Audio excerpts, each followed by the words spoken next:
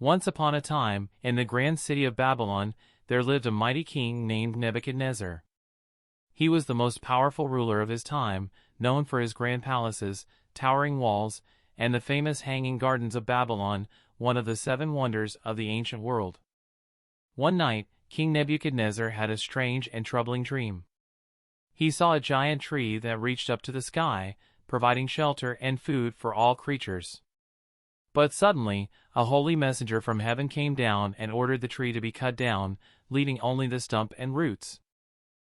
The king was very disturbed by this dream and called all his wise men to interpret it, but none could explain its meaning. Finally, Daniel, a wise man from the Hebrew captives, was brought before the king. Daniel listened to the king's dream and, with God's help, explained its meaning.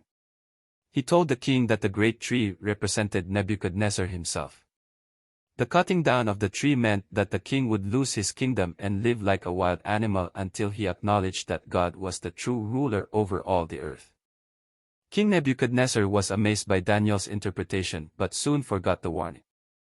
A year later, as King Nebuchadnezzar walked on the roof of his royal palace, he boasted, "Is not this the great Babylon I have built as the royal residence, by my mighty power and for the glory of my majesty?"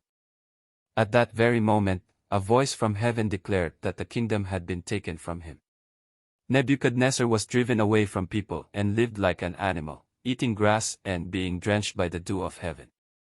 For 7 years, King Nebuchadnezzar lived in this humbled state. His hair grew like the feathers of an eagle, and his nails like the claws of a bird. But finally, he looked up to heaven and acknowledged God's sovereignty. God restored Nebuchadnezzar's sanity and kingdom. The king praised and honored the King of heaven, saying, "His dominion is an eternal dominion, his kingdom endures from generation to generation."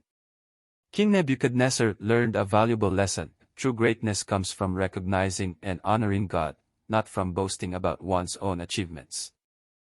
And so, the mighty king who once ruled with pride became a humble servant of God, teaching us all the importance of humility and reverence for the Almighty.